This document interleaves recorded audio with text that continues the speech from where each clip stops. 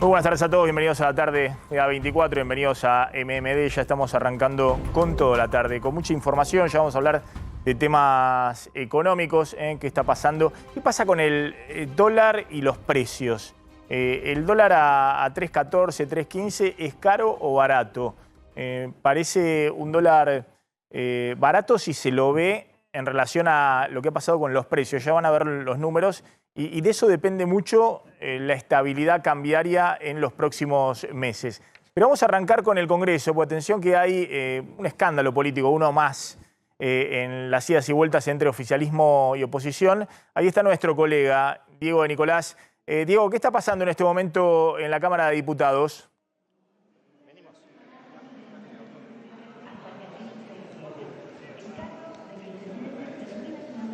Ahí vamos a ver si podemos enganchar a Maxi, a Diego de Nicolás. Sí, Maxi, Diego, ahí te escuchamos, Diego.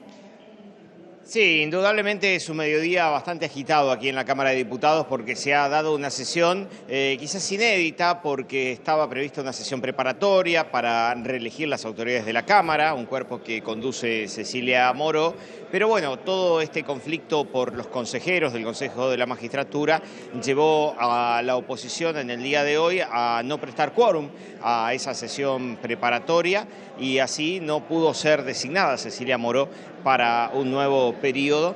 Y claro, se sucedieron conferencias de prensa. Primero la oposición explicó los motivos atribuyendo que no venían al quórum por una resolución que había firmado la presidenta de la Cámara suspendiendo las designaciones de los representantes de este cuerpo ante el Consejo de la Magistratura.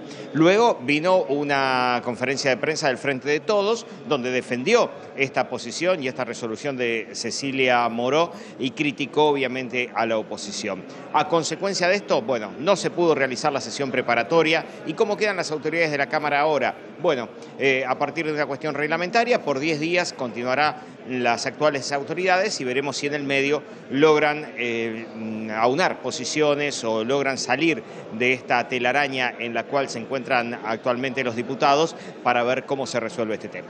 Bueno, atención con lo que está pasando, ¿no? Porque hay cruces muy fuertes. Ahí en la conferencia del oficialismo salieron a decir que no se van a poner de rodillas frente a un juez. Es decir, hay cruces muy fuertes respecto a la dinámica de la Cámara de Diputados entre oficialismo y oposición. Uno tiende a pensar también esto también es el preludio de lo que vamos a ver en el 2023, cruces enormes en el escenario electoral. También es cierto que el oficialismo ya consiguió la aprobación del presupuesto 2023, o sea que respira tranquilo, era el último mojón de lo que necesitaba para el Congreso. Era el diálogo político para aprobar el presupuesto, porque si no se les caía todo el acuerdo con el fondo. Y en todo caso ahora pueden reaparecer los fuegos de artificio en el Congreso entre oficialismo y oposición. Volvemos ahí con vos en cualquier momento, Diego, para ver cómo siguen, porque se quiere mucha calentura de los dos lados, porque consideran de los dos lados que están haciendo trampa ahí con el reglamento y con las movidas en el Parlamento. Una noticia que está creciendo a esta hora tiene que ver con la aprobación por parte de Alberto Fernández, finalmente, de la compra de un nuevo avión presidencial, un nuevo Tango 01. Esto no ocurría desde la época de Menem, de la década del 90. El Tango 01, el avión presidencial, data de aquel año, ¿no? De aquellos años de los 90. Recuerden toda la polémica, el Tango 01, que era un avión en su momento muy moderno, tenía hasta peluquería, ¿no? Iba con Tony Cuozo, creo que era el peluquero de Menem, y había todo un sillón para que se pudiera arreglar en el avión. Pero bueno, ahora la polémica surge a partir de que Alberto Fernández ratifica que en el último año de su gestión compra un nuevo avión presidencial. ¿Por cuánto? Por 25 millones de dólares, Maxi. ¿De dónde van a salir esos 25 millones de dólares? Bueno, en parte va a ser un préstamo de la Corporación Andina de Fomento, de la CAF, y en parte una ampliación presupuestaria. El presidente hacía bastante que había manifestado la intención de cambiar el Tango 01. De hecho, en la última conferencia de prensa, Gabriela Cerruti, la portavoz, explicó que el presidente tiene que viajar en un avión que no sea de línea por cuestiones de seguridad y porque así lo hacen otros presidentes. No todos. Angela Merkel viaja en avión de línea, pero bueno, hay algunos primeros ministros y presidentes que no necesitan de un avión que los transporte, otros que sí. Pero en este momento lo que se decide es el cambio del Tango 01, que como vos bien dijiste ya tiene sus años. Lo que hizo el presidente fue aprobar la compra de un nuevo avión presidencial para el cual se van a gastar estos 25 millones de dólares. Ya firmó la resolución y se va a hacer con una ampliación presupuestaria y con un crédito de la Corporación Andina de Fomento. Ese es el avión. Ese Ahí es lo estamos viendo. Ese es el avión. el nuevo avión. Exactamente, ese es el que estamos nuevo. Que tendría, ¿cuánto? Dicen 35, 40 plazas. Sí, 40 o 45 me parece a mí. Y las comodidades para poder viajar con comitiva, eventualmente incluso para poder llevar invitados de prensa.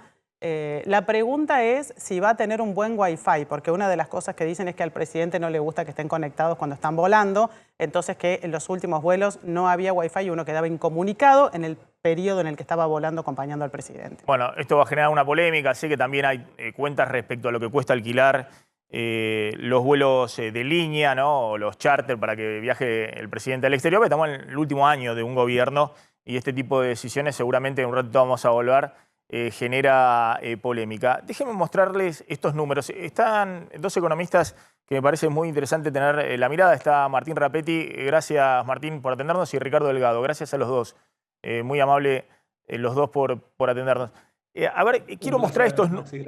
¿Cómo están? Quiero mostrarles estos números y que me expliquen si esto se puede sostener. Después vamos a ver el tema del dólar soja y lo que se ha liquidado y lo que ha ingresado. Lo que quiero mostrarles es los números de cómo ha evolucionado la inflación, el dólar oficial y los dólares libres en el último año, ¿no? Porque obviamente cuando el dólar empieza a subir, el dólar libre por arriba de los 300 pesos, todos se toman la mano de nuevo y se empiezan a asustar, obviamente la sociedad, pero también el gobierno. Pero uno tiene la impresión de que este dólar libre de 315, 320 pesos es un dólar que ha quedado barato en el último año respecto a otros precios. A ver si puedo mostrar acá en la placa acá en el wall principal para que se entienda esto que quiero mostrar. La inflación a octubre, últimos 12 meses, la inflación registrada por el INDEC, tenemos hasta el mes pasado, daba 88%. Y había algunos rubros como alimentos y bebidas que estaban por arriba de eso. Estaban alimentos y bebidas 91,6%, prendas y vestir arriba del 100%, 121%. Ahora, el dólar oficial, últimos 12 meses a octubre, apenas 53,7% de aumento. Se aceleró la devaluación diaria del dólar oficial, sobre todo a partir de noviembre, diciembre del año pasado, pero arrastra todavía un atraso importante, porque recién empezó a empardar la inflación en los últimos 2 meses. Y fíjense qué atraso, ¿no? Tuvimos 88% de inflación en los últimos 12 meses y el dólar oficial subió solo 54%. Por eso está tan barato este dólar oficial de 167 pesos, 170 pesos, y todo el mundo quiere acceder a eso, los importadores, y el Banco Central está restringiendo muy fuertemente el acceso a esos dólares oficiales. Pero fíjense lo que ha pasado con el dólar blue. Últimos 12 meses, el dólar blue ha subido 52%. Es decir, teníamos un dólar blue a fines del año pasado de 200 pesos, 200 y pico de pesos, creo que eran 206, 207 pesos, 210 pesos, y hoy tenemos en 314, es decir, un aumento del 52%. Ahora, está bien, el dólar blue subió 50%, pero la inflación fue el 88% en los últimos 12 meses. Si uno hace la comparación ahora con noviembre, incluido el mes de noviembre, que el dólar blue se empezó a mover un poquito más, se movió arriba de los 300 pesos, igualmente nos sigue quedando muy abajo, porque si consideramos una inflación del 5,8% en noviembre, vamos a ver qué dato da el INDEC, dicen en economía que puede estar un poquito por abajo del 6%, la inflación últimos 12 meses nos va a dar 94%. El dólar oficial, si sigue a la inflación como siguió en noviembre, va a tener una suba del 63% últimos 12 meses. Fíjense, este es el cálculo del minorista, de cómo se ha ido de 106 pesos a 174. Ahora, el dólar blue, si uno toma el valor de hoy del dólar blue, o del 30 de noviembre, es decir, del día de ayer, ha subido solo 57% últimos 12 meses. Es decir, la Argentina está teniendo inflación en dólares. Es decir, la Argentina está teniendo incrementos de precios, 94% de inflación, que está muy por arriba, obviamente, de la suba del dólar oficial, pero también de la suba del dólar blue. Es decir, que los precios están subiendo en dólares en la Argentina, medidos por el dólar libre, por el dólar blue. Y eso ocurre, en general, cuando hay procesos de estabilización, es decir, cuando se logra anclar las variables, llegaste a un nivel de dólar muy, muy alto, y en ese momento, bueno, se siguen moviendo los precios, pero el dólar se estabilizó porque es un dólar, si se quiere, de equilibrio. La pregunta que le quiero hacer a Rapetti y a Delgado, si esto es sostenible o no. Esta idea de tener un dólar a 300 pesos, que la verdad que no es un dólar barato, porque uno ve con 300 pesos del dólar, vienen los extranjeros y todavía les salen muchas cosas muy baratas en la Argentina, y a los argentinos en dólares los salarios están totalmente deprimidos, todo nos sale en dólares carísimo, pero en el último año hay un dólar libre que viene corriendo por lo menos 30 puntos abajo de lo que ha sido esta inflación. Quiero empezar con vos, Martín. Bueno, ¿cómo estás viendo esto que estoy mostrando, ¿no? Si esto es sostenible, digamos, la idea de que, bueno, ya estamos en el proceso de estabilización y el dólar puede seguir, el dólar libre estoy hablando, ¿no? Puede seguir corriendo por debajo de lo que son los registros inflacionarios.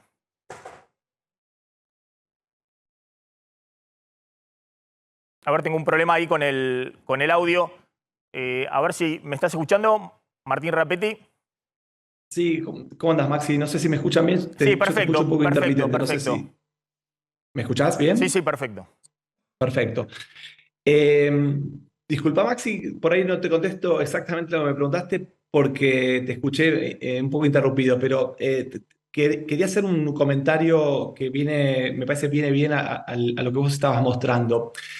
Que ojo con mirar la variación interanual del tipo de cambio oficial o el paralelo y compararlo con precios. ¿Por qué?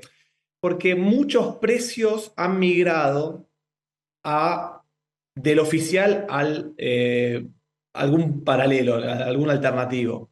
Entonces, si pasa eso, la tasa de variación del dólar efectivo que usa ese que forma precios es mucho más que el 50 y pico que mostraste vos. Porque, digo, para ponerlo muy sencillo, si hoy el oficial es 160, un año atrás era la mitad, vamos a decir 80, pero si el importador para fijar su precio mira al paralelo y en vez de ser 160 es 300, la tasa de variación es 300 versus el 80. Entonces, la aceleración inflacionaria producto de que está cambiando de dólar de referencia es mucho mayor. Y yo creo que eso es uno de los factores importantes que ha estado pasando, te diría, desde la crisis que tuvimos a mediados de año, en junio. Vos lo que explicás es decir, mirá, acá tenés ya un dólar oficial que no ancla porque tenés 30 puntos más de inflación, subió 60% el dólar oficial, tenés 94% de inflación en los últimos 12 meses, porque la brecha cambiaria, es decir, tener dólares libres 90% más caros, te está generando que parte de la fijación de precios se tome como referencia un intermedio o dólares más altos. Es decir, que el dólar libre ya no te ancla. Eso es lo que estás contando en la dinámica inflacionaria. El dólar oficial es el que no te ancla. Claro, o sea, perdón, el dólar oficial... verdadero precio del dólar. Exactamente. Entonces la tasa de variación del dólar efectivo es mucho mayor que la que estás mostrando ahí. El dólar oficial ya no te ancla para tratar de desacelerar los precios. ¿Por qué seguís con una brecha cambiaria donde se están pasando parte de los precios a un nivel más elevado? Pero además de eso, yo lo que quería mostrar es, digo, bueno, acá ocurre algo raro, porque ¿cuánto tiempo podés mantener que la inflación se vaya comiendo al dólar libre? Es decir, que el dólar libre esté estable y que vos tengas 6, 5%, 7% de inflación mensual. ¿Cuánto tiempo puede? Es decir, que la Argentina tenga inflación en dólares, en un proceso en el cual está para adelante abiertas todas las incertidumbres posibles, básicamente que hay un montón de pesos que en algún momento tienen la intención de mirar como refugio al dólar. Bueno, si vos mirás al pasado, en general, ha ocurrido que el dólar libre ajusta con cimbronazos. Se queda estable un tiempo, ahí se produce la inflación en dólares que vos mencionás, Maxi, en el libre, y luego se acomoda. Eso incluso, o sea, eso podrías pensarlo con una brecha incluso relativamente estable en el mediano plazo. Vale decir, cae la brecha un tiempo, se vuelve a acomodar. Acá yo creo que hay que mirar dos cosas. Uno, el tema que vos mencionás, que es que pueda eventualmente haber un ajuste porque se queda rezagada. Y otra es si la brecha en sí misma no se va a ir ampliando producto de preocupaciones que tiene el mercado hoy respecto a que, sobre todo que digamos, todos los argentinos en general tendemos a dolarizar nuestros portafolios a medida que nos aproximamos a un año electoral. Entonces, ese elemento que me parece que está dando vueltas, junto con una demanda de la deuda en pesos del Estado, que el sector privado empieza a caer esa demanda, puede generar incluso que se genere un ensanchamiento de la brecha conforme vayan pasando los meses. Se lo traslado a este mismo interrogante a Ricardo Delgado. ¿Vos ves que hoy ese dólar libre es caro o barato? ¿Es un dólar de equilibrio o es un dólar, es decir, es un dólar que puede seguir estable? No sé, digo, a fin de año vamos a tener un dólar turista de 380 pesos, 370, 380 pesos. ¿Podemos estar con un dólar libre, un dólar billete de 310 pesos, 315 pesos, 320 pesos? En marzo vamos a tener un dólar turista, que es el dólar minorista más los impuestos de, no sé, marzo, abril va a estar en 400 pesos. ¿Podemos tener un dólar de billete de la calle en 310, 320 pesos, con lo cual todo se encarece en dólares en la Argentina porque estamos en un proceso de estabilización? Maxi, primero quería hacer una referencia a lo que planteaba Martín antes. Nosotros hace un par de meses hicimos en Analítica un estudio que básicamente demuestra que aproximadamente el 60% de los precios de los bienes y servicios hoy siguen todavía el tipo de cambio oficial, pero ya casi un 40% se acercan o digamos, ajustan en su proceso de formación de precios a los dólares financieros, al CCL en particular. Este es un dato que hay que seguir con mucha atención porque justamente el proceso de dolarización de los precios y digamos, el comportamiento y la dinámica de la formación de precios mirando no al dólar oficial, sino a los dólares financieros, probable que se profundice, y vos mostrabas allí algunos precios relevantes, vestimentas, por ejemplo, prendas de vestir, calzado y demás, que en donde mayoritariamente ese es el dólar que se utiliza de referencia. Dicho esto, también tenemos que decir que estamos entrando en un mes en donde, yendo a tu pregunta puntual, la demanda de pesos se vuelve más intensa, hay cierre de año, pago de aguinaldos y demás. Las tesorerías de las compañías en general requieren más caja en pesos de la que, digamos, en términos estacionales a lo largo del año demandan, y en consecuencia es probable que haya cierta moderación y cierta menor demanda sobre los dólares financieros. Es cierto que tuvimos en los primeros 100 días de gestión de Sergio Massa una suerte de veranito financiero, ¿no? Que permitió el carry trade, permitió el ingreso digamos, de la colocación de los inversores en posiciones en carteras en pesos, de alguna manera producto además de una suba fuerte de la tasa de interés.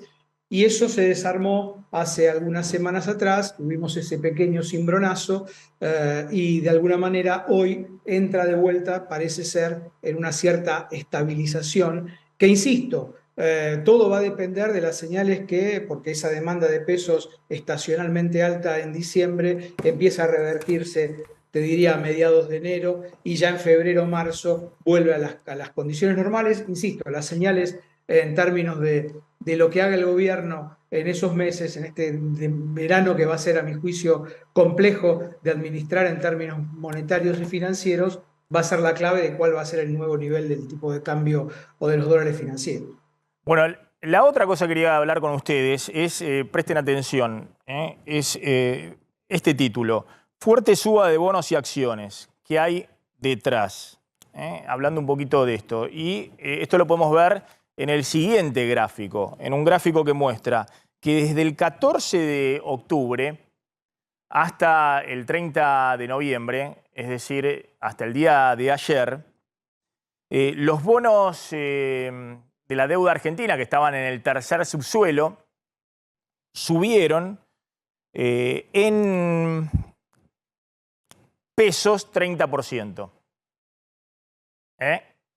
Perdón, sí, los bonos en dólares subieron en pesos 30%, pero se lo pongo así, en estos términos directamente. En dólares tenemos bonos que están subiendo prácticamente 30%, que venían subiendo en el mes de noviembre 20-25% y que han tomado también un impulso ya desde fines de octubre. El Merval en dólares, hay acciones que han volado, han subido hasta 40% en dólares, es decir, por arriba de la suba del dólar libre de 6%, 7% que tuvo en noviembre. Y fíjense, en cambio el plazo fijo UVA, que te paga la inflación más un mínimo de tasa de interés, solo subió 1% en dólares, y apenas le ganó al tipo de cambio libre, al dólar. ¿Cómo se explica esto? ¿Por qué esta fuerte suba de los bonos y también el Merval es el conjunto de las acciones? Hay algunas acciones que han despegado fuertemente, como las energéticas, pero bueno, evidentemente ha habido un atractivo importante, incluso medido en dólares, es decir, descontándole el 6% o 7% de la suba del dólar en el último mes, de todos esos activos frente al que se quedó en plazo fijo o con un plazo fijo UVA.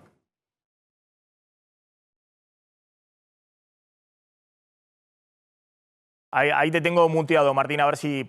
Sí, perdón, Sí. Perdón, Maxi. No, se vincula mucho, me parece, a lo que mencionaba Ricardo hace un ratito. Hubo un fuerte cimbronazo con la salida del ministro Guzmán y después con la ministra Batakis. Ahí hubo un cambio de cartera muy fuerte, digamos, básicamente hubo un desprendimiento de los activos en pesos en favor de una dolarización. Eso fue lo que empujó la fuerte suba de la brecha. Y luego lo que decía Ricardo, una vez que eso se logró estabilizar, Ricardo usó la palabra carry trade, que para el público en general no es tan familiar, pero en esencia es que la gente, los tenedores de instrumentos financieros deciden hacer un cambio parcial de activos en pesos. A ver, repetime ahí, Martín, porque hubo un problemita técnico. No, simplemente que volvió a haber un cambio. Cuando se logró estabilizar y se vio que el dólar libre no se iba a seguir moviendo al alza, se empezó a aprovechar, hubo una migración a tenencias en activos en pesos, bonos que rendieron una tasa de interés alta, que lo decía Ricardo antes, y también hubo una compra de acciones. En buena medida en muchos sectores donde incluso hay perspectiva de crecimiento de mediano y largo plazo, como por ejemplo las energéticas. Entonces, todos estos elementos te pueden explicar en buena medida lo que ha ocurrido, del mismo modo que te puede pasar algo alternativo si hay en algún momento un cambio en la dirección contraria. Vamos a observar seguramente una suba de la brecha y una caída del rendimiento de los instrumentos en pesos. Esas volatilidades me parece que van a estar dando vuelta en los próximos meses, sin duda. Delgado... Yo agregaría, Maxi, que me parece que el mercado claramente sacó de su escenario una devaluación de shock en el corto plazo, ¿no? Y eso de alguna manera le dio valor prospectivo, si querés, a los activos que ya venían en niveles muy bajos. Los bonos de la deuda argentina, pensemos que digamos, rinden menos digamos, o valen menos que los bonos ucranianos, ¿no? Un país en guerra. Entonces, eso de alguna manera hizo que algunas posiciones haya, digamos, por supuesto de carácter especulativo, tomando posiciones ante la eventualidad de que el gobierno mantenga esta paridad o esta lógica de ajuste acelerado, pero digamos no de shock en el tipo de cambio oficial. Ahora, brevemente, digamos, para cerrar entonces, porque uno ve, ustedes no ven ahí un cambio de perspectiva drástico respecto a, bueno, de alguna manera se empieza una transición política, un poco lo que pasó en 2015, ¿no? Cuando los activos financieros de Argentina, acciones y bonos del Estado tuvieron un raíz de subas muy importante. Ustedes no están viendo todavía eso. Lo que están diciendo es, bueno, se estabilizó el mercado financiero, la idea de que iba a haber una devaluación abrupta del tipo de cambio oficial o una disparada sin techo de la brecha cambiaria, y eso en un escenario también internacional un poco más tranquilo, sobre todo las últimas semanas, está generando atractivo en los activos financieros argentinos. Yo no veo los mismos elementos que en 2015, básicamente en tres aspectos. Primero, 2015 era un escenario de mucha mayor liquidez internacional. Hoy es un escenario donde están subiendo las tasas y los rendimientos de los activos de países desarrollados. Ese es un primer factor diferente. El segundo factor es, a esta altura, en 2015, había mucha más, no voy a decir certidumbre, pero sí menor incertidumbre respecto a qué podría ser el próximo gobierno. En ese entonces se sabía que había tres candidatos, Macri, Massa y Daniel Scioli. Entonces había una determinada certidumbre política que hoy no hay. Hoy el panorama político es mucho más incierto. Y el tercer elemento, te diría, es que en 2015 había una historia que a los mercados les gustaba, que era que en Argentina iba a haber un cambio con cualquiera de estos tres candidatos que acabo de mencionar, que iba a ser un cambio en la dirección de ser más amigables con los mercados y que Argentina tenía un montón de potencial. Vino la experiencia de Macri que le resultó negativa en los mercados porque perdieron plata. Entonces hoy hay mucha más reticencia en los mercados internacionales cuando uno habla con inversores extranjeros respecto a comprar a Argentina. Hay mucha más cautela que lo que había, que el entusiasmo que había en 2014, 2015.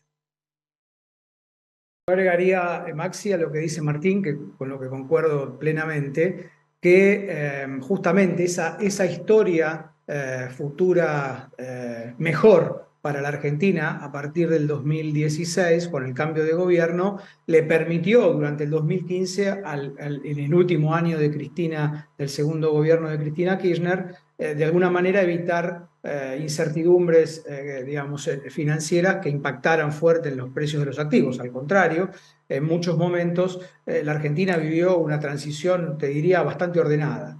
La situación para el 2023 a mí me parece que va a ser compleja, en tanto y en cuanto a la fragmentación política que plantea Martín, se le agrega justamente la falta de señales económicas y financieras dentro de ellas que los principales candidatos de oposición todavía mantienen. Y esto me parece que a los fines de aquel que tiene pesos o dólares en la Argentina, es algo que obviamente complica y que nada peor para una transición política que una incertidumbre máxima. Entonces me parece que en tanto en cuanto la política no dé señales claras, se ordene y haya candidatos claros en la cancha, la incertidumbre va a seguir estando presente. No, por eso, y cerramos con esto, por eso vuelvo al inicio, ¿no? Está claro que todo el que tiene pesos trata de refugiarlo, no perder valor,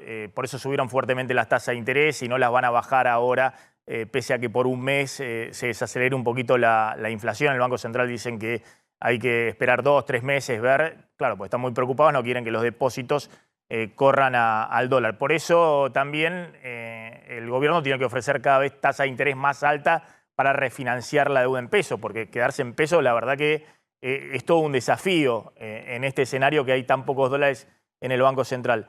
Lo que yo decía al principio es, ojo, que en el último año el dólar tampoco fue refugio frente a esta inflación. Es decir, porque ese dólar que estaba a 200 a fines del año pasado y que está ahora en 300 pesos, perdió frente a una inflación del 94%. Ahora, como decía Martín, en algún momento el dólar tiene que recuperar. No podés tener esta inflación y el dólar blue en el último año subiendo 30 puntos menos que esa inflación. En algún momento eso tiene que recuperar, porque la Argentina no puede tener esa inflación en dólar libre. Sobre todo cuando vos estás marcando otros dólares libres, como el dólar turista, que sigue para arriba, ¿no? En algún momento, si la incertidumbre prevalece y Argentina no pega un giro drástico de expectativas, bueno, la gente se va a dar cuenta que lo que ha quedado barato, o una de las pocas cosas que ha quedado barato en el último año, es el dólar. Maxi, ¿me dejas hacer todo lo una demás quedó más caro. La indumentaria quedó cara, obviamente las compras, la leche quedó cara, es decir, todo quedó caro, menos el dólar que subió menos de 60% cuando tenés una inflación del 94%. ¿Puedo hacer una observación, Sí. Maxi? A lo que ves. No, mirá, ojo con el estar barato porque subió menos. O sea, hay que ver el punto de partida. Descontando la inflación, o sea, medido en términos reales, el dólar libre, como decís vos, es un dólar Alto. muy alto, muy alto. O sea, medido en esos términos, yo no veo señales de que Pero lo ese pongo en otros dólar términos. está El dólar promedio del gobierno de Alberto Fernández, el dólar libre promedio a valores de hoy es 375 pesos. La pregunta es si hoy estamos mucho mejor que en el promedio del gobierno de Alberto Fernández. Mirá, el nivel actual del dólar libre en términos históricos, medido descontando la inflación, es un dólar muy alto. Es un dólar a hoy un poco más abajo de lo que fue la salida de la convertibilidad, que era muy alto. Sí, sí. Entonces, mirado desde esa óptica, yo no diría que está barato y de que tiene que subir.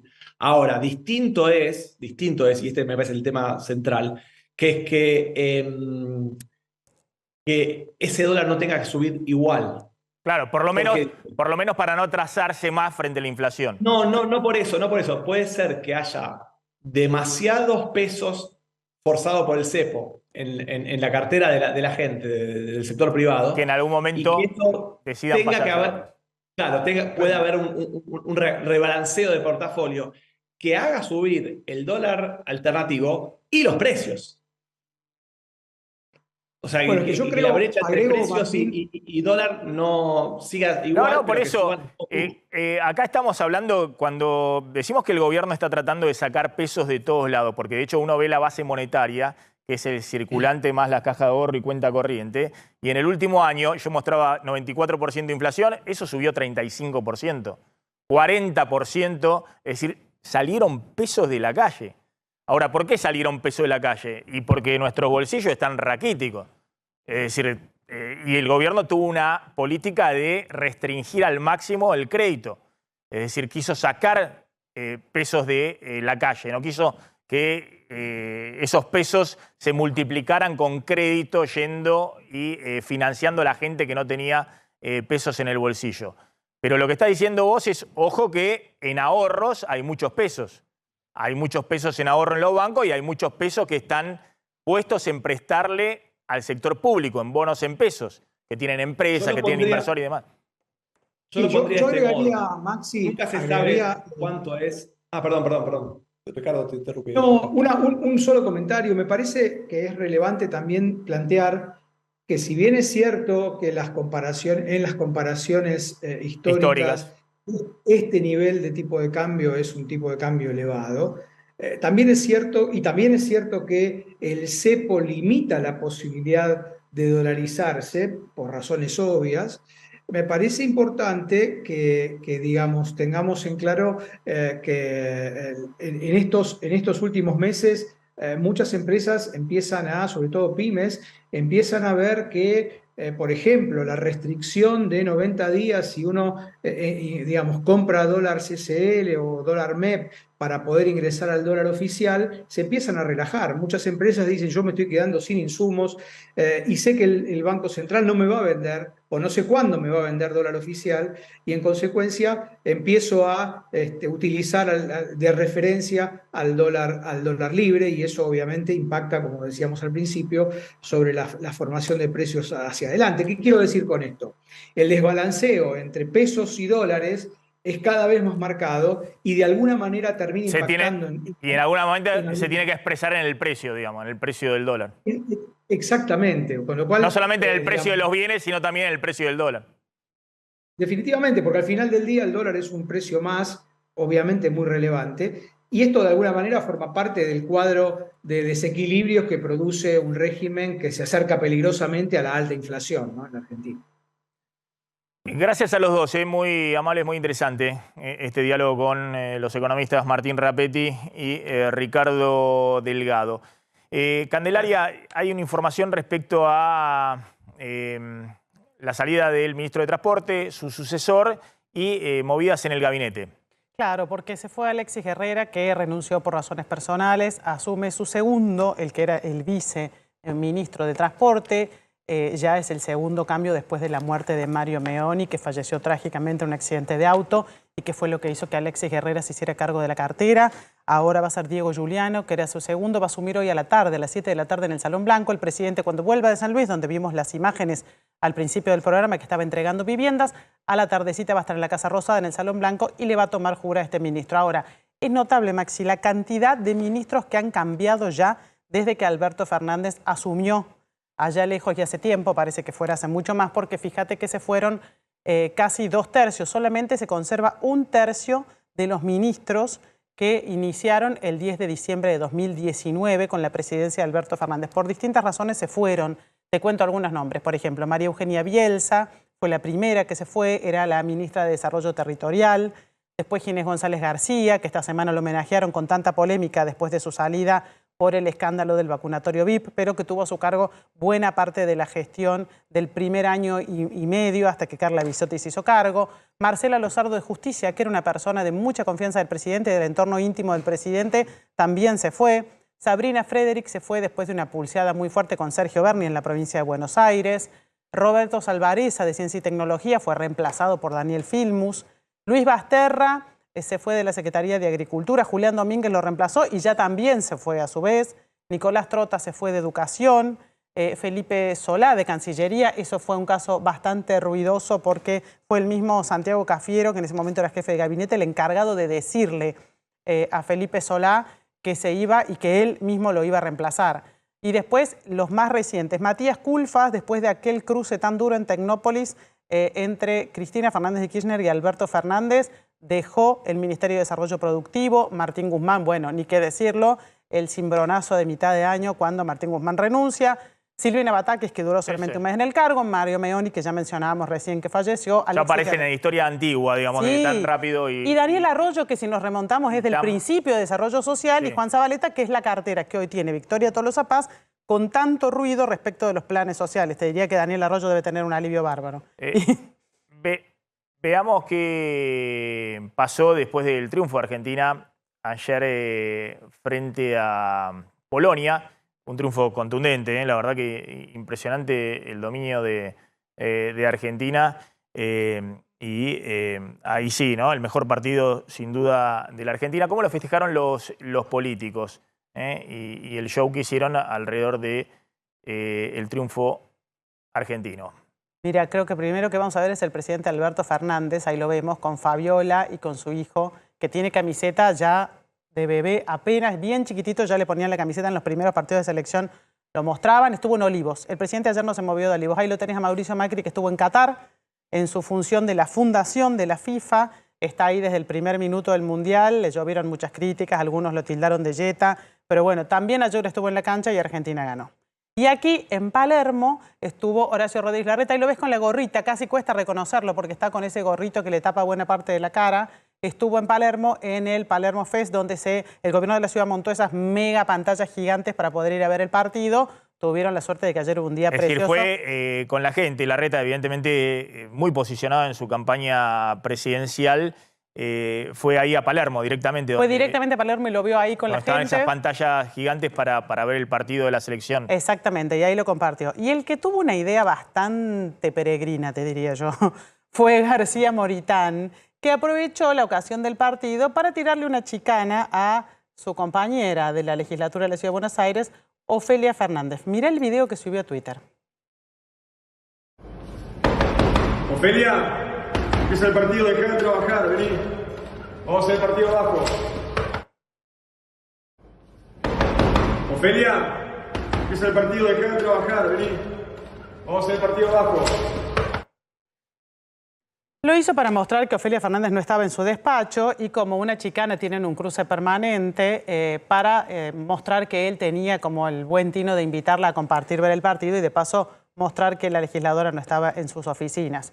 Bueno, no debe haber sido la única que no estaba en su lugar de trabajo, lejos de defenderle a Ofelia Fernández, es un recurso para hacerse un poco de marketing, ¿no? Eso es lo que hizo Roberto García Moritán, que es uno de los que está anotado, Maxi, para la carrera de la interna de Juntos por el Cambio para suceder a Horacio Rodríguez Larreta en la Ciudad de Buenos Aires, que como bien vos dijiste, eso va a quedar parte de la negociación entre Macri y Larreta, si es que hay una negociación en ese sentido, respecto de lo que ocurre en el terreno de la candidatura presidencial. Está Facundo Nejamsky. Facundo, gracias por atendernos. Una pregunta nomás, Facundo. ¿Cambia en algo el humor hacia los políticos a partir de el cambio evidente de humor de los argentinos con su selección? No. Y eso, ya está, y con eso nos vamos, Maxi. Gracias, Facundo Nejamsky, muy amable. Con eso nos vamos a seguir viendo los partidos.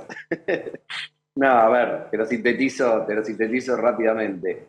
Yo creo, por lo que uno puede ver en la medición del humor respecto a los políticos, es que los valores se mantienen estables. Por supuesto que si a la Argentina le va bien, la gente está más contenta, pero respecto a que a la Argentina le va bien, no está más contenta respecto ni del gobierno ni de la oposición. Eso no es que la gente le atribuye los éxitos y los fracasos de la selección a un gobierno o al otro. Esto está recontra comprobado en la historia. Alfonsín recibió a la selección en 1986, salieron al balcón, tenían la copa, tenían todo, y en el 87 fue el inicio, el final del ciclo alfonsinista, te acordás con la derrota frente a Cafiero en la provincia de Buenos Aires. Digamos, no hay ninguna correlación entre apoyo a los gobiernos y triunfos electorales. Sí puede mejorar el humor de la sociedad, pero ¿por cuánto tiempo? ¿Cuánto tiempo, Maxi? Pensémoslo desde el sentido común, que a veces ayuda también. ¿Cuánto tiempo te puede hacer olvidar los problemas económicos que vos podés llegar a tener, una situación de un triunfo de tu equipo, de tu selección? Bueno, un tiempo, ¿no? Después desaparece. Una vez que desaparece la espuma del Mundial, vos volvés a seguir teniendo los mismos problemas de antes y tu relación con la política sigue siendo la misma que antes. Así que, digamos, para volver al inicio, la respuesta es no. Y la otra pregunta, hay un nuevo escándalo ahí en la Cámara de Diputados, están discutiendo, ya la gente ni se aburre, se marea, no sabe qué están discutiendo, pero bueno, básicamente creo que están discutiendo la presidencia de la Cámara de Diputados, que corresponde al oficialismo, a Cecilia Moró, entonces había que hacer una sesión preparatoria, pero al mismo tiempo como hay una discusión respecto al Consejo de la Magistratura, cuáles son los integrantes que deben estar ahí en el Consejo del oficialismo y la oposición hoy no dio quórum y parece que el oficialismo no tiene ni quórum para hacer no consiguió su los propia 129 sesión. Bueno, y el oficialismo también está en un momento muy especial, ¿no? Porque entre los que se fueron a ver el partido, los que están dando vuelta por algún lado, la pelea interna y demás, ni siquiera consiguieron algún quórum, que 129 no lo tienen, pero sí tienen la posibilidad de hablar con partidos provinciales, con distintas fuerzas políticas, para conseguir el quórum, pero no lo consiguieron. ¿Qué impacto tiene eso? ¿O es simplemente un anticipo más de lo que vamos a ver el año que viene en una pelea feroz entre oficialismo y oposición?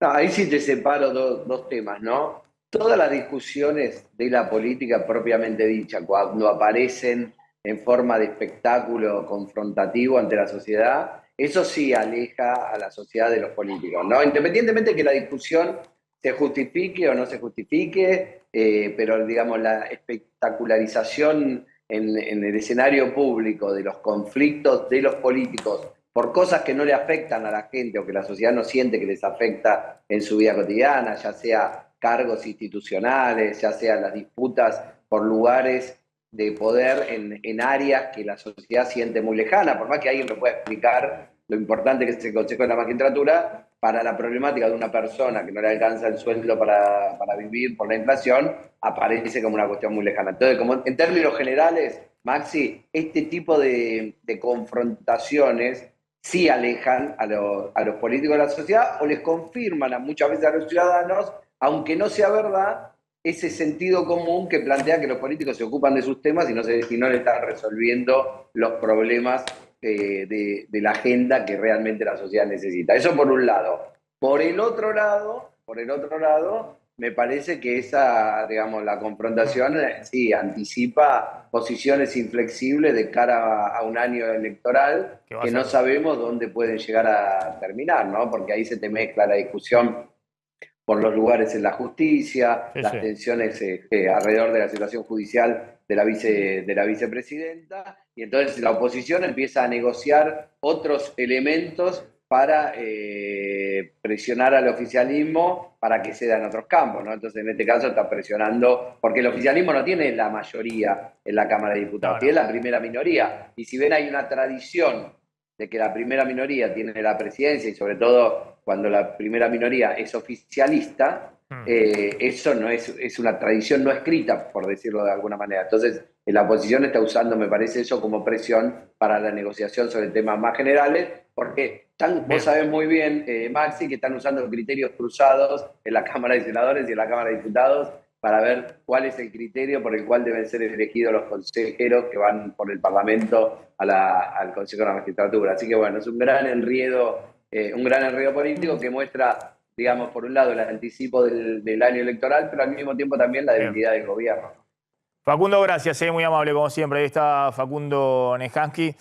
A partir del triunfo de Argentina, ahora vamos a hablarlo con Mariano Olivero, esto ha generado, dicen que haya gente que ha decidido a último momento viajar a Qatar, con la Argentina ya encaminada en octavos, también con un partido accesible ahí frente a Australia, y después empiezan a hacer los números también, si pasa un partido también que puede ser accesible en cuartos de final. Está Sebastián Pesati, de una agencia de turismo homónima. Gracias, Sebastián, como siempre, muy amable. Efectivamente, están saliendo dólares de colchón todo el tiempo, digamos, están saliendo dólares. Veo argentinos en Qatar por todos lados y algunos que se están yendo, que van por ahí 5 días, 10 días, vuelven. Bueno, otros que están viendo de irse. Estamos hablando de números importantes, ¿no? De un paquete que me imagino debe salir bastante plata. En las últimas horas también de nuevo se está moviendo esto de algunos que se han entusiasmado con Qatar a partir del último resultado de Argentina.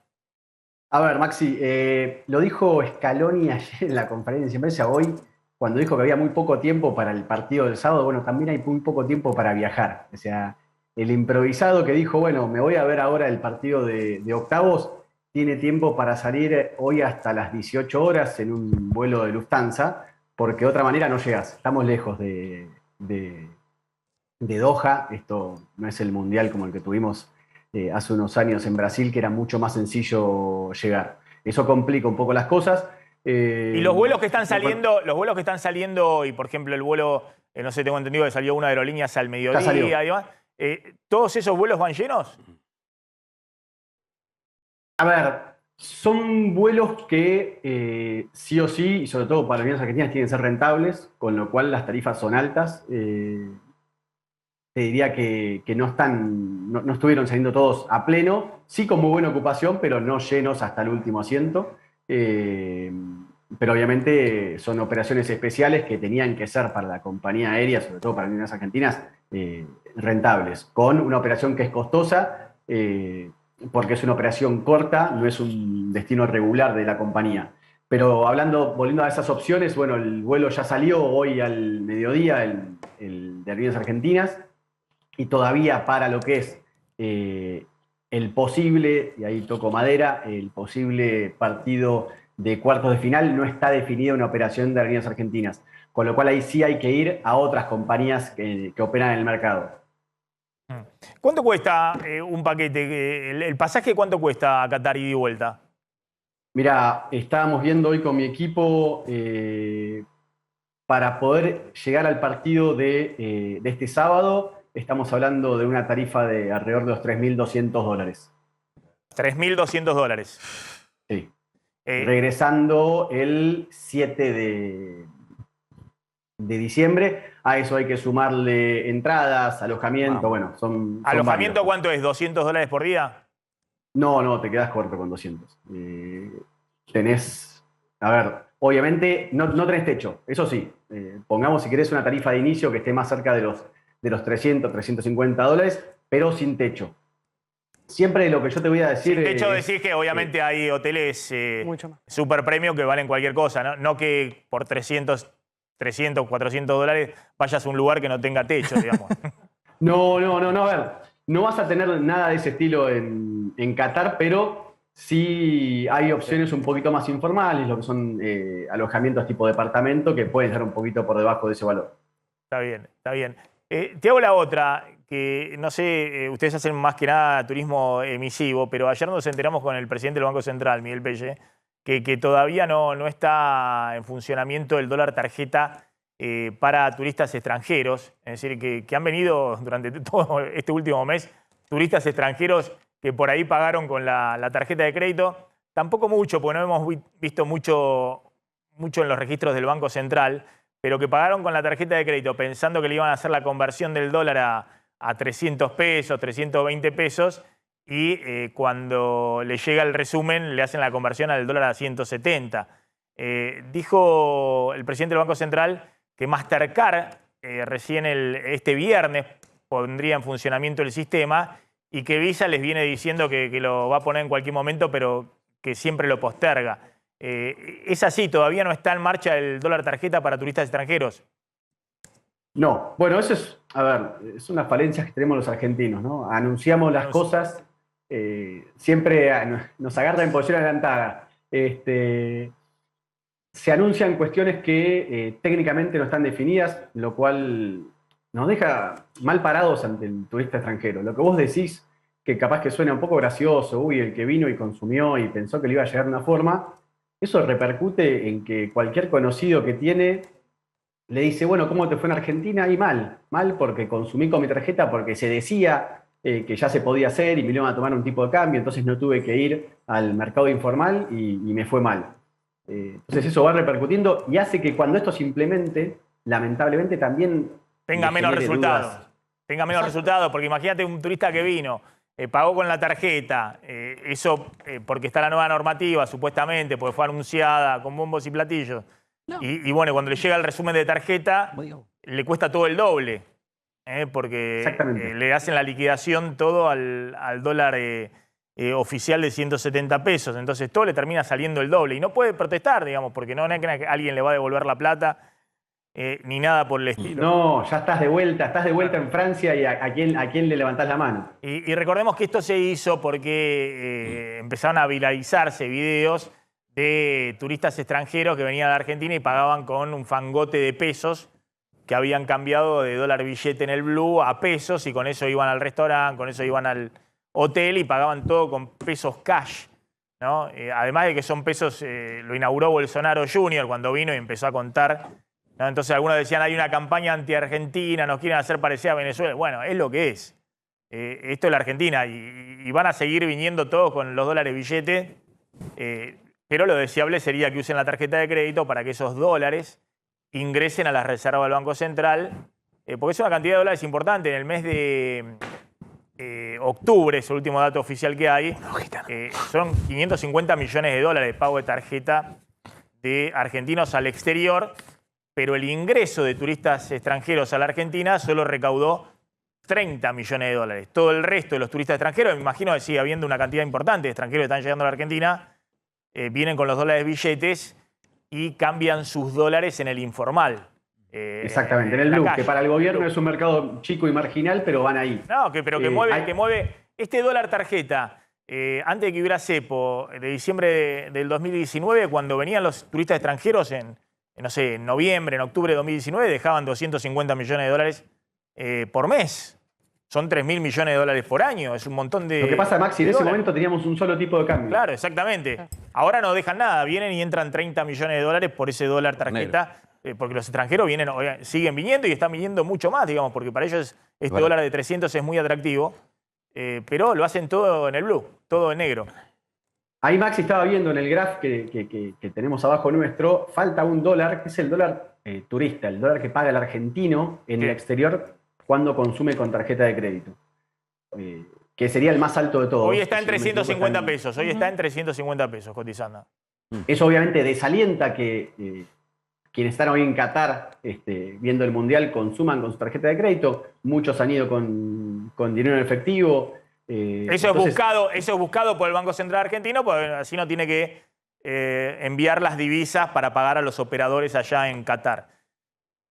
Pero Exacto. al revés no se puede instrumentar, digamos, que cuando vengan los extranjeros usen la tarjeta de crédito para que esas divisas ingresen al Banco Central, además de que sean operaciones en blanco, ¿no?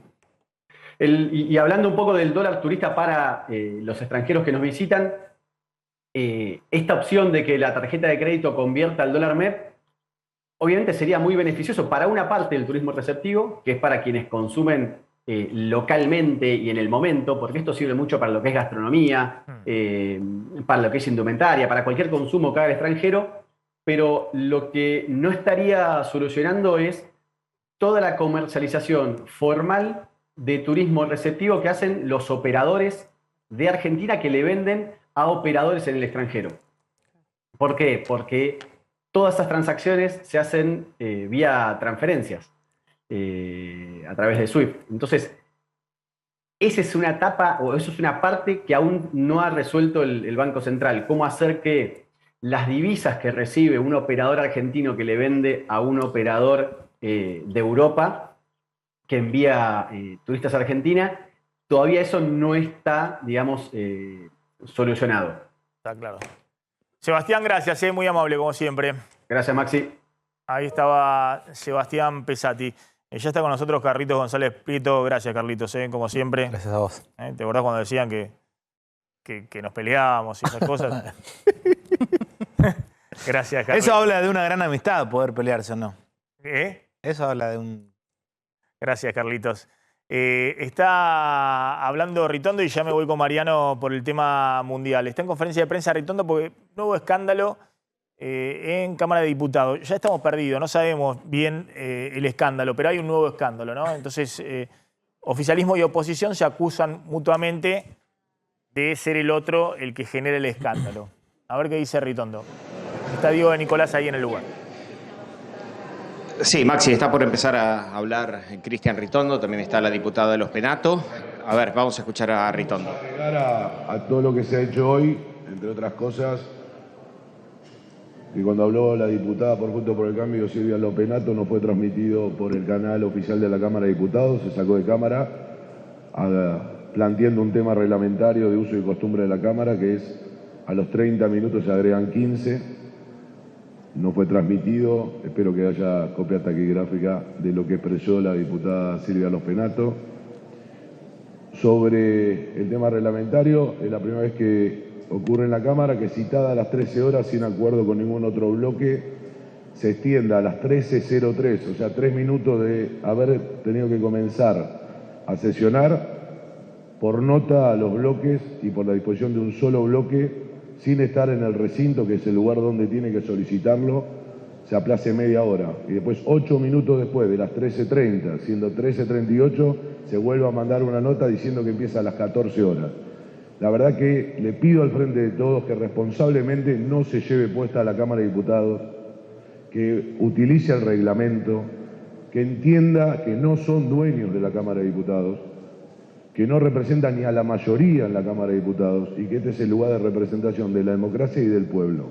Y que cada uno de nosotros tenemos ese grado de representación, que por lo que significa el reglamento interno, por lo que son usos y costumbres de esta Cámara, por el respeto parlamentario, para nosotros el día de hoy no hay sesión, están caídas las sesiones, eso es lo que corresponde y le pedimos que no hagan ninguna trampa más, ni ingenien ninguna cosa más, porque realmente es un papelón y lamentamos la falta de conducción que hoy está teniendo este Congreso y en este caso de la Cámara de Diputados de la Nación. ¿Alguna pregunta? Ahí estaba Cristian Ritondo. Todo empezó porque Cecilia Moró, como presidenta de la Cámara de Diputados, rechazó la designación de 4 miembros de la Cámara que iban a participar del Consejo de la Magistratura.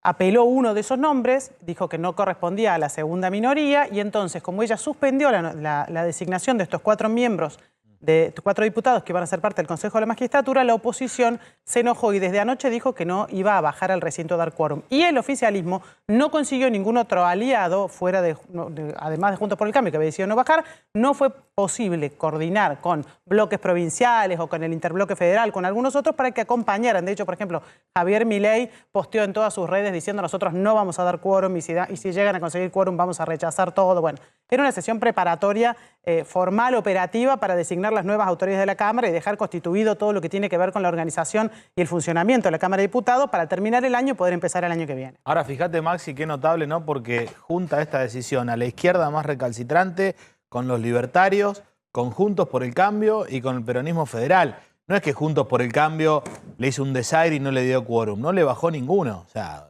no lograron hacer ningún tipo de... Eso es lo que yo decía, el gobierno está en una situación de máxima debilidad. Sí. Y si la elección sale como el año que viene, como salió en la última elección, va a estar el oficialismo, el kirchnerismo todavía peor. Pero ya en este momento están en una situación de debilidad, ¿no? Está muy pareja la cosa en el Senado y en diputados están en minoría. Están, no sé a cuántos, creo que le faltan 13, 15 diputados para llegar Son 119, si no me equivoco. Para llegar y estos necesitaban 118 y necesitaban 129. 11 claro, faltaban, pero hay, como vos decís, diputados que no están. 118 es haciendo muy amplio el esquema, además de que hay diferencias internas. Pero bueno, también está con poca capacidad de negociación con terceros espacios el oficialismo. Bueno, porque quiere confrontar en muchos aspectos y el resto se quiere alejar de un oficialismo que está en el piso histórico de los votos del peronismo. Entonces, incluso es complejo. Ahora, la imagen que dan en general es que los políticos no se cansan de hacer papelones. Porque Cecilia Moró va a ser reelecta presidenta ahí en la Cámara de Diputados. Es obvio que la oposición no va a cuestionar ese lugar para el oficialismo. Pero, bueno, es todo un show, parte del tira y afloje de la política. Mariano, tenés un poco el resumen de lo que sucedió ayer con la Argentina frente a Polonia y lo que viene. Sí, lo que viene para Argentina, si bien ya pasó la euforia, bajó un poco la espuma de lo que fue la victoria contra Polonia, es pensar en muy corto tiempo el partido que viene, y de eso se quejó Lionel Scaloni. El corto tiempo que tiene la Argentina para planificar el próximo partido. Un partido que, al ser el primero del grupo Argentina, lo obligan a jugar el día sábado. Así está el calendario. No hay mucho para protestar en ese sentido. Pero Polonia, que terminó segundo en el grupo, va a jugar el día domingo. Es decir, tiene 24 horas más de descanso el equipo polaco. Por eso se quejó directamente Scaloni en la conferencia de prensa. En un mundial en el que no tenés mucho tiempo y tenés muchos jugadores que llegan en mitad de temporada y con algunos dolores. Di María hoy recién fue sometido a estudio. Corrido sencillo, menos difícil de lo que hubiese sido el otro lado de la llave. El más esperado por todos nosotros. Si uno firmaba antes del mundial, uno le decían antes del mundial, mira, tengo para firmarte acá. No enfrentar a Francia, no enfrentar a Brasil. Ni Francia ni Dinamarca. Ni Francia ni Dinamarca. Y vos firmabas. España. Claro, no, pero digo, en los cruces posibles decía, uy, puede ser Francia, es un problema. Puede ser Dinamarca. Era otro problema. Dinamarca venía realmente muy bien en la eliminatoria, en la Nations League en Europa, un equipo con muy buenos jugadores. Se quedó afuera Dinamarca y clasificó Australia, que claro, cuando uno revisa los nombres, no tiene grandes nombres, ni tiene jugadores que jueguen en equipos muy importantes de Europa. Pero bueno, hay que tener respeto ya. Contra Arabia hemos aprendido la lección. Sí, por supuesto. Mariano, gracias, como siempre, muy amable. Precios justos, multas millonarias para empresas que están incumpliendo precios justos. Así es, Maxi. Salió ayer en el boletín oficial. Establece no solamente para cuando los precios están por encima de lo acordado en precios justos, multas que pueden ir desde 500.000 pesos a 1 millón de pesos, sino ante distintos incumplimientos que hagan los supermercados, fundamentalmente a la hora de respetar este programa. Por ejemplo, pueden recibir multas si no tienen stock de determinados productos, desde 500.000 a 1 millón de pesos. Pueden recibir multas, por ejemplo, si le ponen un cupo a los productos y van racionando. Es decir, muy de cerca mirando el gobierno, en lo que parece ser también una señal para el kirchnerismo, que es el que pide esto, porque parte del equipo económico sabe que esto no funciona demasiado, no es de fondo, pero parece ser una especie de respuesta interna al kirchnerismo respecto a qué se está haciendo con los precios. Esto desde la Secretaría que dirige Matías Tombolini, Maxi. Ojo que el Ministerio de Economía está apostando fuerte a este tema de los precios justos del 4% del sendero. Y el interrogante que se empieza a abrir es, Massa anunció los precios justos, estos 1.800 productos, creo que con 10 cadenas de supermercados, otro tanto de mayoristas, con algunos acuerdos en el interior con supermercados independientes. Anunció el aumento de las naftas, que empieza a regir a partir de hoy, 4% hoy de aumento en las naftas, y va a ser otro 4% en enero, 4% en febrero y otro 4% en marzo. Es decir, el sendero del 4% lo cerró para este grupo de productos de consumo masivo para las naftas. Y el interrogante que hay es, ¿y qué va a hacer el Banco Central con el sendero de devaluaciones, de mini devaluaciones? Si va a seguir devaluando casi al 6,5 o 7% mensual, o va a tratar de converger en mini devaluaciones del 4% también, ¿no? Para encolumnar un poco el tema de la tendencia de precios. Atención con esto, porque todos estos acuerdos tienen como pata que el Banco Central le entregue dólares al tipo de cambio oficial a las empresas para pagar insumos del exterior. Y eso obviamente también tiene que ver con que no se quede muy atrasado el tipo de cambio oficial. Pero hay toda una discusión si el Ministerio de Economía va a hacer una apuesta adicional pidiéndole al Banco Central también que converja con mini devaluaciones menores de las que ha habido en los últimos meses, o si van a seguir en el ritmo actual. Ahora, la apuesta del 4% es eso, es para precios cuidados, es para lo que pueden controlar. Después el índice general de precios, y bueno, ahora están descorchando porque por ahí no llegan al 6, pero va a estar más cerca de cómo viene devaluando el central a lo que pretende a través de los acuerdos. La discusión que se abre es, hasta ahora parecía esta única canasta, pero Massa salió con el anuncio con las petroleras, YPF y el resto de las petroleras detrás, con el 4% para combustibles. Hoy tenemos ese dato también del aumento de naftas en el día de hoy. La pregunta es qué van a hacer con el tipo de cambio, si efectivamente también lo van a hacer converger o no al 4%. Uno tiene que pensar que con el FMI atrás, no, eso no va a ocurrir hasta tanto la inflación logre desacelerarse por lo menos abajo del 5% mensual.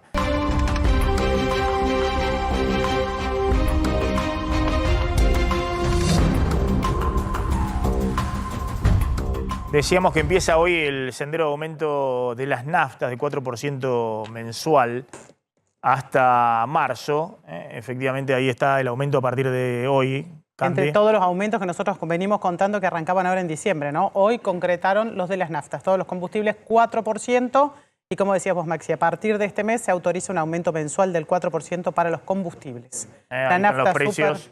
Esto me imagino que es en el área metropolitana, porque el interior siempre tiene, en las provincias hay precios más elevados. Está Raúl Castellanos, de la Cámara de Empresarios de Combustibles. ¿Qué tal, Castellanos? ¿Cómo anda? Buenas tardes, ¿cómo le va, Maxi? Bien, bueno, este sendero de precio está acordado con las petroleras. ¿Efectivamente va a ser así, principio de mes, 4% hasta marzo? Sí, eso fue lo que se combinó entre el gobierno nacional y las compañías petroleras. Que en realidad fue un acuerdo innecesario, ¿no es cierto? Porque realmente no necesitaba el gobierno incorporar a los combustibles en este programa de precios justos, porque hace bastante tiempo que el gobierno, por intermedio de YPF, puede establecer el nivel de precios que sean necesarios. El gobierno nacional tiene la mayoría accionaria de YPF, e YPF tiene más de la mitad de la participación en el mercado, de manera tal que cuando sube el precio o deja de hacerlo YPF, las otras compañías tienen que acompañar. Pero bueno, lo hicieron incorporándolo a este programa. Lo cierto es que hoy debería haber aumentado, pero nos llama la atención que hasta esta hora YPF todavía no aumentó los precios, mientras que Shell, Action y Puma sí lo hicieron. No sabemos a qué se debe esta dilación. No sabía. Vamos a consultar a ver qué está pasando no hubo cambio en YPF hasta esta hora, todavía no cambiaron las pizarras. Hasta hace 10 minutos que consulté por última vez, no había ningún precio nuevo en ningún lugar del país de los valores de YPF, ¿no es cierto? Como les digo, las otras compañías ya aumentaron anoche, a las 12 de la noche, algunas como Yellow Action y Puma lo hizo esta mañana. Así que no sabemos qué está pasando. Castellano, hasta ahora la fórmula de aumento de combustible tenía que ver con el precio del barril, una fórmula que incorporaba la evolución del dólar y obviamente tiene que ver con el tema del impuesto interno, el impuesto a los biocombustibles. Sí, hay diversos factores que tienen que ver con la formación de precios de los combustibles. Son factores que afectan todas a las refinerías, ¿no? A las estaciones de servicio que nosotros representamos. De todas maneras, esa referencia se ha ido desvaneciendo, diluyendo un poco en el tiempo, porque en realidad no ha ido variando el precio fielmente en función de estos elementos. Así que diríamos que en este momento lo que se trata de hacer es ir recuperando el precio de los combustibles, cosa que no va a ocurrir en realidad, porque con un 4% mensual seguramente la inflación va a estar por encima de esto, así que no va a haber esa recuperación. Claro, yo decía que igualmente Economía envía una señal fuerte al hacer este acuerdo de precio de combustible. También lo hizo con el tema de precios justos y demás, pero acá es evidente de que no le va a pegar un salto al tipo de cambio oficial hasta marzo. Porque si llega a haber una suba del tipo de cambio oficial de 10, 20% de golpe, obviamente este acuerdo con los combustibles se deshace totalmente. Es decir, YPF no puede soportar mantener 4% de aumento de combustible hasta marzo si tenemos una suba del 30 o 40%, una devaluación del tipo de cambio oficial. Sí, evidentemente esto es, digamos, algo absolutamente precario, ¿no es cierto? Ni qué hablar de la situación de las estaciones de servicio, donde a nosotros no nos afecta ni el crudo ni el tipo de cambio, sino simplemente la relación que hay entre la inflación y el precio de los combustibles, ¿no es cierto? Nuestro ingreso es un porcentaje sobre el precio de los combustibles y nuestros egresos están atados a la inflación. En los últimos 12 meses, la inflación fue del 88% y la Nafta Super, que es el producto que más vendemos, aumentó el 55%. O sea que hay 33 puntos porcentuales de atraso, por llamarlo de alguna manera, ¿no? En este nuevo esquema, ese 33% seguramente se va a acrecentar y está generando una situación muy difícil para nuestro sector, ¿cierto?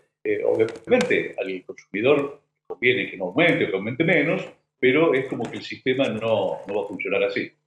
Castellano, gracias, muy amable. Ahí está el tema del aumento de las naftas. Vamos a ver si vemos qué pasó con YPF en los próximos minutos, pero el resto de las petroleras están aumentando a partir del día de hoy. El dólar soja, miren los números del dólar soja. Carlos, a ver qué información tenés. Ya son 3 días de dólar soja. En esos 3 días la información es que ingresaron casi 600 millones de dólares de liquidación. Ayer estuvo bastante flojo. Ayer fueron 87 millones de dólares, nada más. Pero bueno, 577 millones de dólares liquidados y el Banco Central acumuló 338 millones de dólares en los últimos 3 días. Ayer de nuevo fue poquito, fueron 24 millones de dólares nada más que acumuló el Banco Central porque hubo poca liquidación de este nuevo dólar soja. Sí, igual las expectativas son como mínimo 3.000 millones de dólares. Esto le va a dar oxígeno al gobierno y ahí coinciden tanto los exportadores como el gobierno en ese número. Incluso desde el gobierno dicen, bueno, por ahí llegamos a 5.000 millones, los exportadores dicen sí, se va a vender, se está vendiendo. Hubo cierta polémica también a propósito de algún comentario del ministro de Economía, de Sergio Massa, que él mismo contó por ahí con la ayuda de una empresa para salir, en el buen sentido de la palabra, romper el mercado. ¿Por qué? Porque hay cierta desconfianza con los exportadores a que a pesar del beneficio que tienen por tener este dólar más competitivo, no transfieran de todo... al precio en pesos. Exacto. Al precio en pesos. El productor. Hoy el productor cobra 85.000 pesos por tonelada. Bastante más, acordate, cuando no estaba esta ventana... Bueno, hay que ver si están pagando eso, porque algunas cerealeras estaban pagando en el día de ayer o antes de ayer menos, estaban pagando 80.000 o menos, ¿no? Efectivamente, los analistas económicos vemos cuánto ha subido el tipo de cambio oficial, 230 pesos frente al 167, lo multiplicamos por la cotización de la soja en dólares, le restamos las retenciones y eso da un valor de un margen que puedan pagar hasta 88.000, tal vez hasta 90.000 pesos. Claro. Estaban pagando algunas operaciones al productor abajo de 80.000, 77.000 pesos la tonelada. Por eso algunos dicen que ayer, por ejemplo, muchos productores dijeron, vamos a esperar. Vamos a esperar un poco a que nos mejoren el precio de las cerealeras para que la suba del tipo de cambio oficial, este premio del dólar a 2.30, de soja de 2.30, no se lo quede el exportador, sino que si no puede subir 40% o 37% el precio al exportador y solamente 20% o 15% al productor. Claro, es que el productor tiene un esquema absolutamente en pesos. Son casi como dos mercados distintos. ¿Qué es lo que hace la retención del 30 y pico % y el tipo de cambio cuando es más competitivo como ahora o cuando está planchado como se trata del oficial? Le quita poder de compra al exportador. En definitiva, el exportador se da vuelta, vende con tales condiciones y de acuerdo a lo que puede vender con esas condiciones, con determinada retención, con determinado tipo de cambio, es el poder de compra que tiene para comprar al productor. Y ahí compite también con el que sale a comprar para el mercado interno, que es muy poquito, con el tambo que necesita soja. Ahí es donde está la puja. Entonces, algunos, como vos bien decías, analistas dicen, ayer se pinchó un poquito porque los productores dicen, bueno, vamos a esperemos. Es oferta y demanda. Claro. Como ven que va una oferta muy, muy grande, algunas empresas estaban ofreciendo precios más bajos. Hay una empresa que además tiene todo su negocio en la venta de insumos para el campo que prefería ofrecer precios un poco más altos porque después engancha al productor con todos los insumos. Singenta. Entonces, de esa manera salió a ofrecer un precio más alto para quedarse con una porción más grande del mercado, de los productores a los cuales pueda tener después como clientes. Exacto. Pero ojo que hay toda una discusión ahí, ¿no? Entre los productores y la cerealera. Esto es histórico. Los productores dicen que la cerealera siempre le quitan rentabilidad al productor, porque el productor siempre cobra en pesos. Siempre cobra en pesos. Lo que está en este momento reclamando, bueno, por ahí, claro, la cerealera ven que va a haber una oferta muy grande, digamos, por este dólar soja en estos meses. No tienen tantos incentivos a ofrecer. En el medio apareció también la palabra del ministro de Economía, Sergio Massa, que generaron también mucho ruido, ¿no? En el sector y sobre todo entre las cerealeras. Lo tengo a Khaled en Qatar. Khaled, ¿qué tal? ¿Cómo estás? Maxi, el placer de escucharte. 20:36 de la tarde, noche sería ya aquí en Doha, Qatar. Y nos vinimos al medio de la nada, al desierto mismo, donde armaron una ciudad que vienen muchas familias, y especialmente Maxi y equipo, y a la audiencia le contamos, que no hay tanto turista acá. Acá viene el catarí, porque es un lugar que no está tan promocionado para que venga el turismo en general, sino bien las familias que habitan en este suelo donde se está jugando la Copa del Mundo.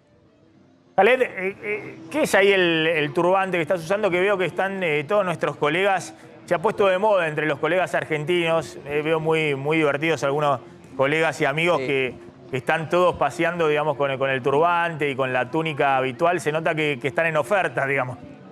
Hay unos on sale de turbante. ¿Este es el turbante verdadero o es para los turistas? Esto es como los que vienen a la Argentina y se quieren vestir de gaucho, ¿no? Sí, sí, podemos hacer ese paralelismo. Es el Gutra, que es el turbante por excelencia que se usa en Medio Oriente, que tiene una explicación, se usa en el desierto para cubrirte de alguna tormenta de arena, por ejemplo, cuando te pones así, o lo pueden usar a veces como mantel. Tiene muchos usos y costumbres este pañuelo, pero algunos colegas que lo vi y queda muy divertido, nosotros lo usamos.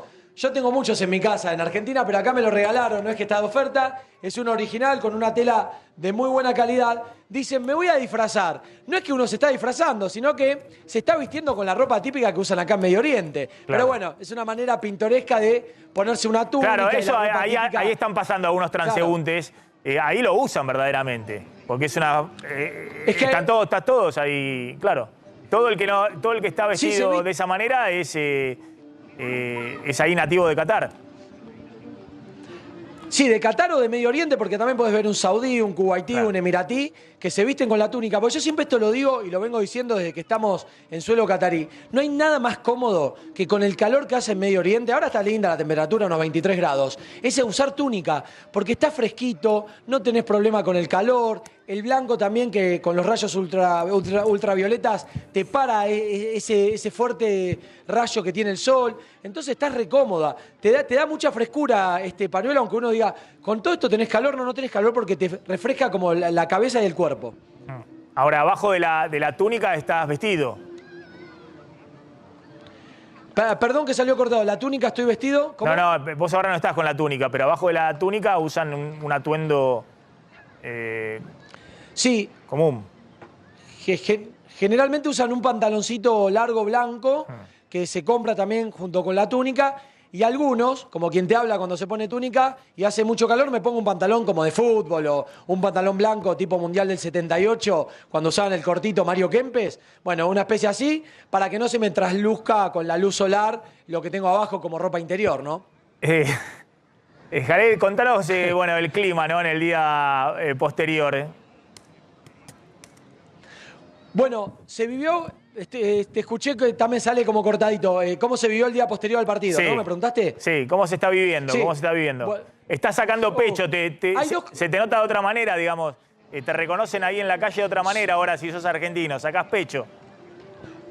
Sí, Maradona me dicen ahí. Yo ando dando unas vueltas por ahí en camello. ¿Ahí en el desierto estuvo? Sí, en el desierto, ahí donde hay montado todo. Estuvo probando algunas delicias ahí del lugar, propias, autóctonas. Lo hicimos subir a un camello. ¿Una baclava? Se asustó. No, y había como unos panqueques, Halep, ¿no? Eran unos panqueques donde vos le podías poner lo que querías adentro. Sí, Mariam, con una especie de pan árabe, Ahí. un rolcito que te ponen dulce de leche o te ponen queso, depende como lo quieras, o dulce o salado. Bien. Y esos turbantes, no sé si te lo llevó a decir él, se los regalaron, por eso está toda la prensa argentina con por esto. eso está toda la prensa argentina. No, o sea, sí, nos regalaron, pero el único como prensa que estamos acá somos nosotros, porque no es que está toda la prensa argentina. Por un contacto que tenemos, a través de un amigo catarí, nos invitaron a que podamos pasar en este lugar que son muy reacios al tema de las cámaras, tenemos el permiso, igual no hay ningún problema, porque acá viene la familia catarí y a veces no quieren que invadamos la privacidad de ellos. No vas a ver extranjeros, fíjate que no hay personas con banderas, camisetas de fútbol, porque acá están los cataríes. Vienen a disfrutar como una especie de paseo familiar. ¿Es como una especie de shopping a cielo abierto? Podríamos decir que sí, hay algún que otro puestito, pero son más de comida que para comprar algún producto de ropa o algo. Vienen con las familias, hay para que jueguen los chicos. Si querés caminamos, te muestro, hay autos antiguos. No queremos perder señal, pero bueno, vamos a caminar. Ustedes me dicen si se corta o no. Sí, sí.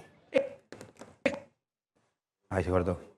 No, tenemos un problema ahí con el satélite. Cuando se movió, se cortó. Apenas se movió. Bueno, ahí sí, apenas sí, te moves. Bueno, metemos, si querés, una especie de zoom para que vean el auto antiguo. Pero les quiero contar algo. Vos sabés que en Medio Oriente hacen muchas construcciones y muchos eventos no previendo la lluvia, porque acá no llueve prácticamente. Claro. Vieron que a veces en Argentina cuando arman un escenario prevén ponerle un techo porque si llega a llover, los equipos, el agua. En Medio Oriente es todo a cielo abierto porque llueve una vez cada 4 o 5 meses. Por lo menos en este ideal para los recitales, para todo tipo de evento al aire libre. La verdad que totalmente. Claro. Sí, ideal, ¿no? Ideal para el Lollapalooza, por ejemplo. De verdad que sí. Acá ha habido inundaciones. Jale, gracias, como siempre. Es verdad, acá no pasa. Dale, Maxi, equipo, Mariano, un abrazo. Impecable, siempre muy interesante, muy entretenido escucharte.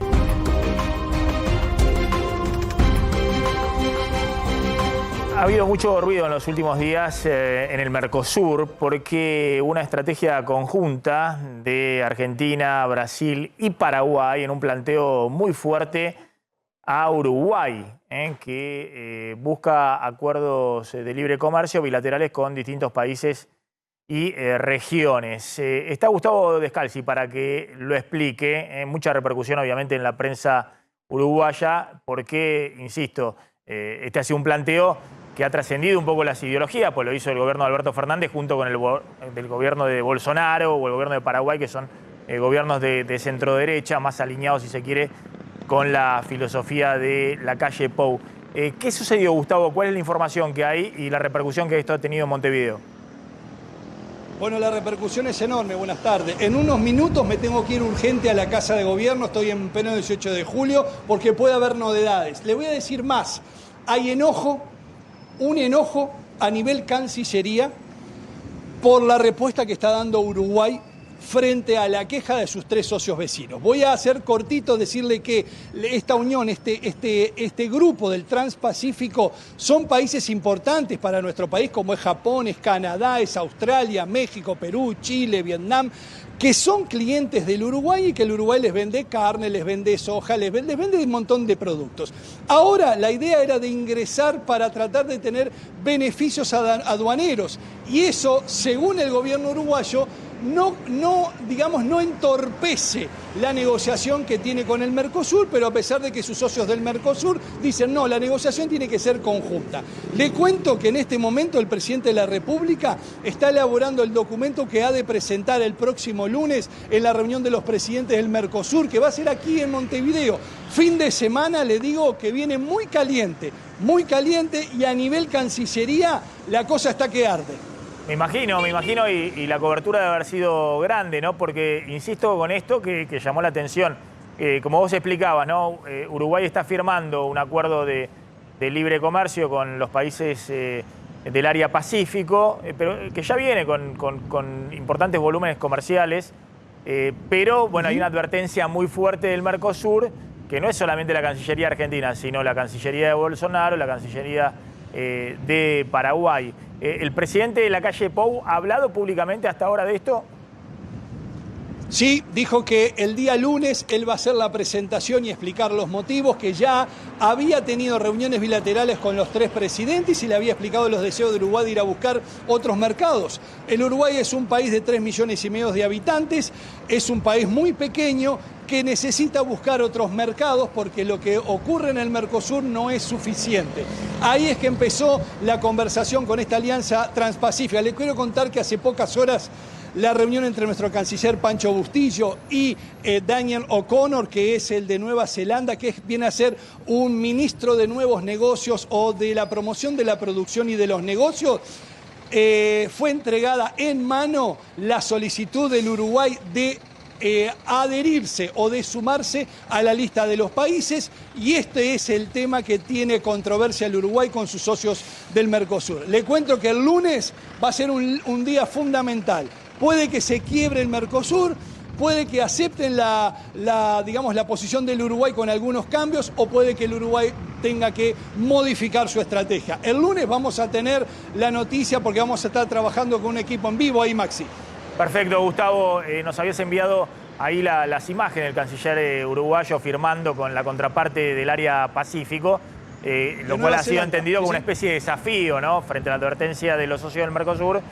Uruguay sigue con su estrategia propia. Vamos a ver cómo se resuelve esto el día lunes. Gustavo, gracias, impecable, ahí resumiendo bien lo que es este conflicto que ha estallado sorpresivamente, o diría de manera importante, esta semana. La tengo a Belén Bianchi en Córdoba. Belén, ¿cómo estás? Maxi, equipo, buenas tardes. Bueno, crece la preocupación en la provincia de Córdoba por la sequía, por la falta de lluvias. Estamos en este caso, Maxi, en Carlos Paz. Justamente atrás mío van a ver que está el lago San Roque. Esto es costanera céntrica. Voy a dar vuelta a la cámara para que puedan ver y contextualizar un poquito. Aquí a media cuadra está el centro, lo que se convierte en peatonal. Y esta es la costanera céntrica, donde incluso muchos turistas vienen aquí a sacarse fotos, a andar en hidropedales. Y vas a ver esta imagen, Maxi, porque impresionante, lo poco que vemos en este momento, y lo poco que vemos de agua en este momento es lo que ingresó en el día de ayer, que fue el único día de lluvia que tuvimos, que no fue abundante y sigue siendo, por supuesto, muy bajo. Las temperaturas van a seguir subiendo en los próximos días y eso hace, por supuesto, que el consumo siga siendo mayor. Estas son las imágenes, como dijimos recién, imágenes que incluso, Maxi, para el mes de noviembre no se veían hace años. Las estadísticas por lo menos hablan del año 95, que fue la última vez que en esta época, en noviembre, se veía tan bajo el lago San Roque. Para ser más precisa, 6 metros por debajo de lo que mide los labios del vertedero del embudo del dique San Roque. Impresionante, ¿eh? La verdad que la sequía está pegando muy, muy fuerte y obviamente esto tiene también todo un impacto económico, Carlos. Sí, claro, hay mucho temor en el gobierno porque en definitiva también la economía depende muchísimo de los dólares y gran parte de las zonas productivas de la Pampa Húmeda están atravesando una importante sequía. Ya con el trigo se perdió mucho y va a costar conseguir ahora a fines de diciembre, enero, stock de trigo, incluso para el consumo local, porque se habían adelantado exportaciones. Y con la soja empezó a sembrarse soja de segunda, de ciclos más cortos, porque gran parte de lo que se tendría que haber sembrado en octubre, noviembre, no se pudo sembrar por la falta de lluvias. Ahora un poquito llovió, es decir, no es tan crítica la situación, pero todos coinciden en que un 30% menos de rendimiento como mínimo va a haber para el año que viene. Belén, finalmente hay alerta hídrica, obviamente decretada ahí por la sequía en Córdoba. Sí, sin dudas. Incluso ya hay uno de los departamentos, Maxi, el departamento de Sierras Chicas, que ya está viendo la posibilidad de hacer una reducción del consumo de agua a un 50%. Ya estábamos aquí, por lo menos en Punilla, con una advertencia, alerta naranja, lo que hace justamente es advertir a los vecinos sobre el consumo. Pero si esto sigue creciendo, por supuesto, esta preocupación, y sigue la bajante del lago, en este caso, como estamos viendo, bajaría inclusive también el consumo del agua, ¿no? Pasaríamos directamente a alerta roja en este caso. Muchas gracias, Belén. Impecable, como siempre, desde Córdoba. Belén Bianchi. Vamos a cerrar con... A ver, tenemos información de YPF. ¿Qué pasó que hoy no subieron finalmente? Explicaron desde YPF que ellos no aplicaron el aumento del 4% porque en noviembre ellos habían aplicado un aumento del 6% y como era reciente consideran que no es necesario. Que en este momento todavía no consideran que sea necesario aplicar el aumento que el resto de las petroleras sí.